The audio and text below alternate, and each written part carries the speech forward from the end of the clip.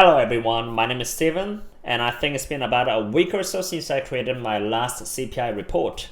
Just to recap, I invest in Tesla for the long term, and since I'm heavily invested into Tesla, I'll be going through what are the things that we as a Tesla shareholders have to look out for and see. First off, today's the day where the result of the PCE comes in. The consensus for the PCE price index year over year is 2.6%. And I think in order for the Tesla to rise, I think it is important that the result of the PCE being either 2.6% or under. And that is because Tesla's share could be impacted by the probability of the rate cut in September. You have seen when the Powell gave a speech kinda leaned towards the rate cut, and that was when the stock in general rallied. Of course, at first it rallied as a result of the implied volatility crush, but after it crushed, it still showed rally as the rate cut probability rose from 77% to 87% or so. Therefore, in the same manner, I think it's very important that the PC's result here comes in either 2.6% or below, just not to influence the current probability of the rate cut in September.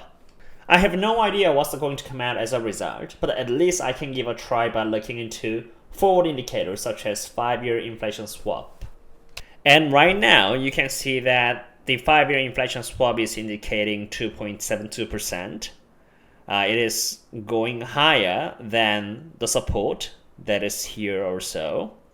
And the yellow bar is the PCE result up to last month so far, and that is showing 2.6%.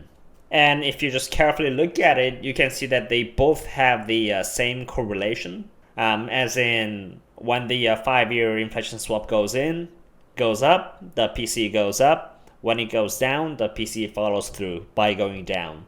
And since the 5-year inflation swap has gone up above the very support level, the resistance level, 2.72%, I can assume that maybe either this month or next month, if this manner continues, the PCE could go up.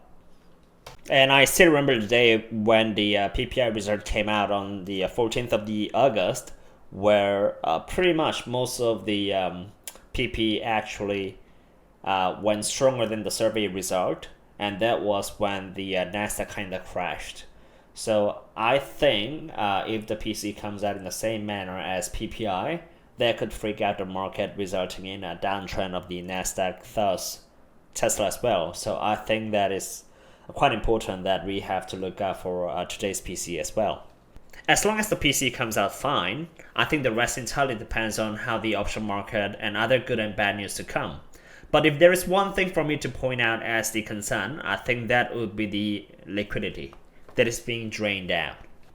The liquidity could be expressed as the Federal Reserve balance sheet. Federal Reserve balance sheet is the green bar here, and S&P 500 is the red, and the blue one is the reverse repo. So with that in mind, let me go through one by one, like what are the relationships that they have to each other. First off, the liquidity could be expressed as the Federal Reserve balance sheet, and it just came out 2 days ago, as in 27th of August, the result being 3.217 million.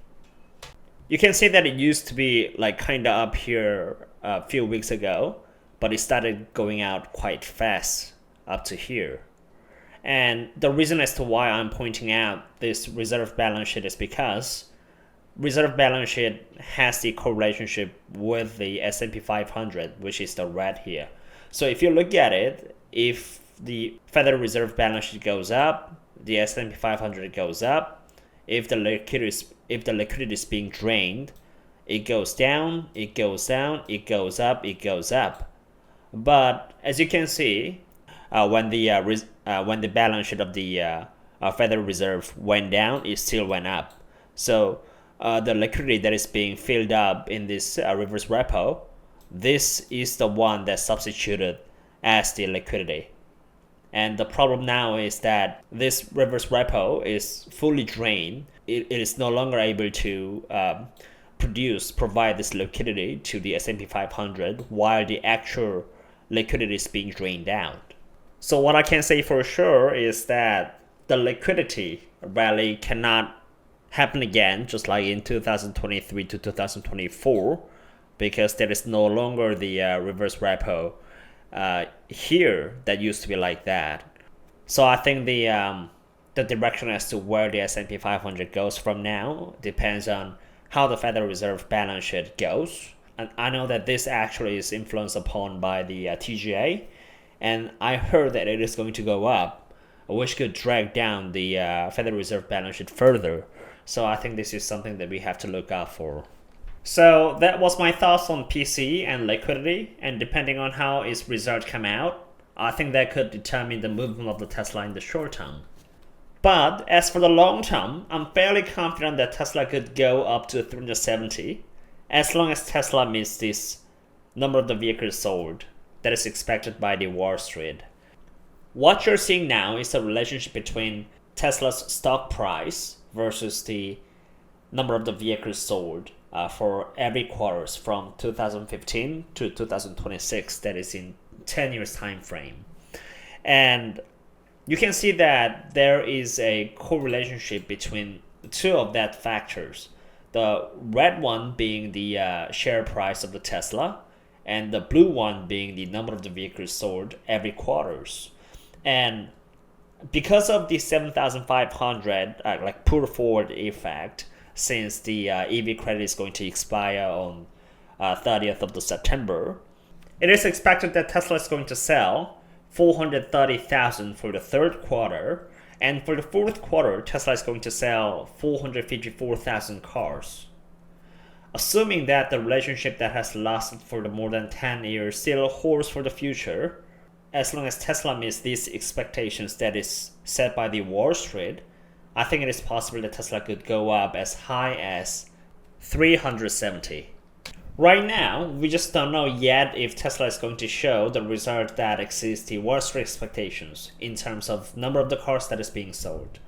So for now, I intend to go step by step whether to buy or hold. And since today is the option expiry date, which normally brings in lots of volatility, and at the same time there's a PCE result that is going to come out soon, I just intend to just sit and watch. If you thought this video was helpful, please don't forget to subscribe and press the like button. I will try to come more often. I will see you soon. Bye bye.